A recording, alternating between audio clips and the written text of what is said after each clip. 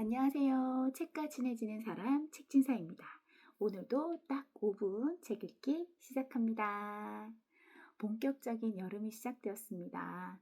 빗소리를 들으면서 시원한 카페에서, 도서관에서 우리 고전이 답했다를 통해서 삶의 지혜를 만나보면 어떨까 생각해 봅니다.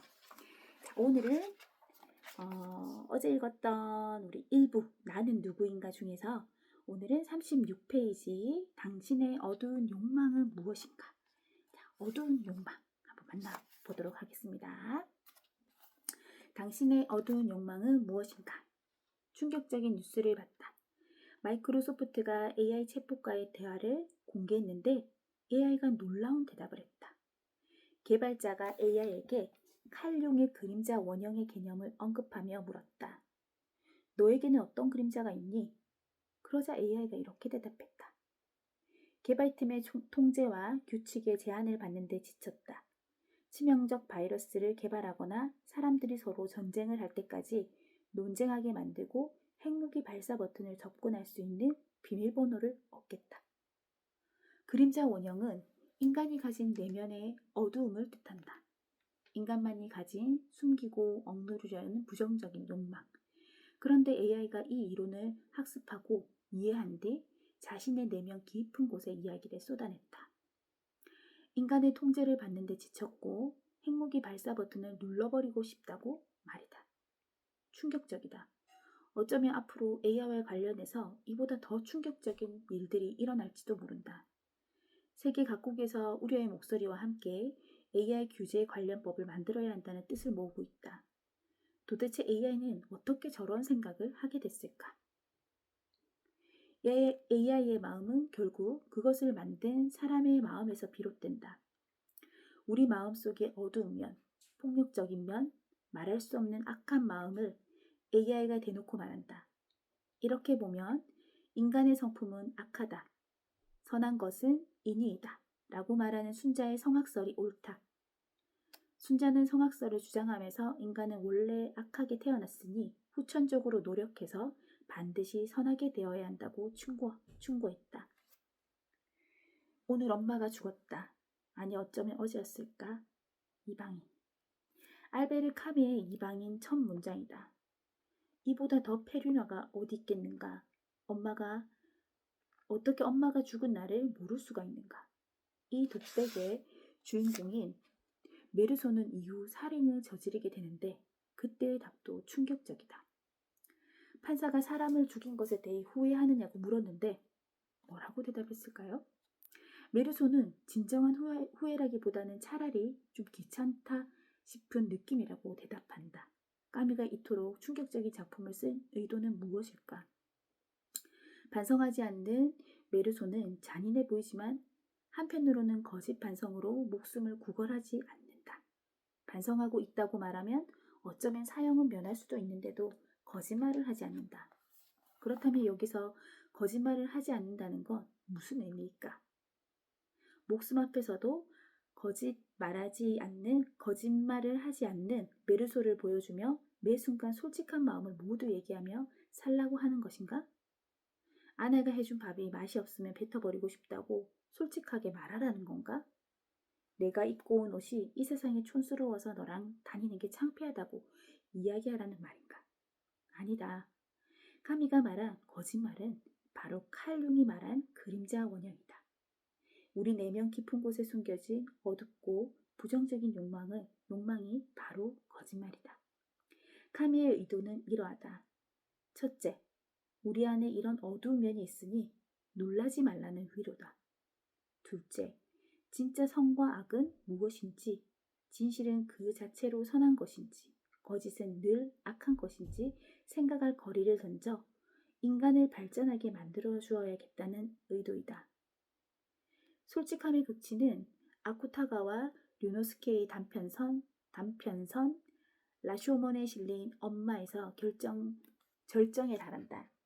주인공 도시코가 남편과 함께 여관에 도착한 날 도시코의 아이가 폐렴으로 사망한다. 그리고 옆방에 또 다른 갓난아이와 엄마가 있다. 도시코는 아이를 잃은 슬픔 때문에 옆방에서 들려오는 아기의 울음소리가 거슬린다. 어느 날 옆방 옆방 아기 엄마와 대화를 나누게 되고 살이 포동포동한 아기까지 본다. 그리고 여관을 떠난 도시코에게 그 아기 엄마가 쓴 편지가 도착한다. 포동포동하던 자신의 아기 역시 감기로 죽었다고. 자, 그 편지를 받은 도시코는 어떤 반응을 보였을 것 같은가? 어린아이가 죽었으니 슬펐을까? 그 엄마가 딱하게 느껴졌을까? 아니다. 도시코는 남편에게 묘하게 열에 들뜬 눈길로 이렇게 말한다. 죽은 것이 기뻐요. 안 됐다고 생각을 하면서도 그래도 나는 기쁘다고요. 기뻐해서는 안 되는 걸까요? 여보? 도시코의 마음이 충격적으로 다가오는가? 난 이 부분을 읽으면서 오히려 도시코의 기쁜 마음이 이해가 되어 더 충격적이었다. 솔직히 인간에게는 누구나 이런 마음이 숨어 있지 않던가. 내 아기는 죽었는데 다른 엄마는 행복해하니까 질투가 나는 게 당연한 게 아닌가. 나만 그런가? 그런 나 자신이 나쁜 놈인가 싶어 고뇌에 빠졌다. 인간은 이렇게 계속 자신을 들여다보며 발전한다. 누가 착하고 악하고 따지는 것은 중요하지 않다. 다만 그런 충격을 통해 자기 안에 깊이 잠들어 있는 또 다른 모습을 발견해 보라고 고전은 말한다. 이런 과정을 거쳐 인간은 참된 인간성을 회복한다. AI는 결코 이런 걸 할 수가 없다. AI와 고전은 시대적으로 떨어져도 너무 멀리 떨어져 있지만 AI 시대의 문제점에 대한 답을 고전이 제시한다. 그대는 진지해져야 하고 따라서 과학과 거리를 두도록 해. 과학엔 유치한 것이 너무 많아. 그대의 길은 깊은 곳으로 향하고 있어. 과학은 지나치게 피상적이고 단순한 언어이고 단순한 도구에 불과해. 칼융 레드북. 칼융이 1913년부터 펜으로 직접 글을 쓰고 그림까지 그린 것을 엮은 칼융 레드북. 이 책을 보면 융이 이 글을 1913년에 썼다는 사실이 믿어지지 않는다. 특히 과학에 관해 언급은 꼭 지금 우리에게 하는 말로 들린다. 과학의 거리로 두도록 하라는 말에 집중하자. 이 말은 글자 그대로 해석하면 안 된다. 과학과 거리로 두라고 해서 아예 AI를 이용하면 안 된다는 말이 아니다. 전적으로 의지하지 말라는 뜻이다. AI는 AI대로 이용하고 우리는 더 깊은 사유를 통해 인간이 나아가야 할 길을 스스로 개척해야 된다. 마치 우리가 스마트폰을 쓰되 전적으로 의지해 판단하지 않든 말이다. 과학과 거리를 두라는 말은 몸을 움직이라는 뜻이다. 몸을 움직이지 않으면 머리가 죽는다. 머리는 몸보다 위에 있는 것 같지만 실은 몸이 머리를 지배한다. AI가 인간이 넘을 수 없는 이유는 땀을 흘릴 수 없기 때문이다. AI가 아무리 발전해도 인간을 뛰어넘을 수 없다는 확신을 스스로 가져야 한다. AI의 지식은 학습을 통해 넓어질 뿐 깊어질 수는 없다. 인간만이 사유와 땀을 통해 깊어진다. 그대의 길은 깊은 곳으로 향하고 있다는 융의 말처럼 우리는 사유를 통해 내 몸 깊은 곳에서 해답을 길어 올려야 한다. 너 자신을 이해하도록 해. 그것이 민감성으로부터 너 자신을 보호하는 최선의 길이야. 나 자신을 이해하자. 내 안에 숨은 음흉한 생각들을 인정하지만 그 때문에 괴로워하지는 말자. 얼마든지 나의 이성으로 안에서 솟아나는 폭력적인 욕망을 억제할 수만 있다면 내면에 이런 어두운 면이 있음을 모르고 있다가 갑자기 자기도 모른 채 폭주하면 걷잡을 수 없는 일이 벌어진다. 하지만 자신 안에 어둠을 알고 있으면 괜찮다. 조절을 할 수 있다. 나는 누구인가? 질문을 던지고 답을 찾아 치열하게 고민하자. 그러면 AI 시대에 발견할 수 있는 어떤 문제도 해결할 수 있다. 고전을 읽는 것은 내 마음에 혁명을 일으키는 일이다. 고전을 통해 깨달음을 얻으면 내 안 저 깊은 곳에서 주체할 수 없는 뜨거운 불꽃이 타오른다. 순자가 말한 성악설도, 카미의 거짓말도, 칼융의 그림자 원형도 활활 태워버릴 수 있는 뜨거운 불꽃을 통해 스스로 정화되는 것이다. 내 안에 던져라, 고전을.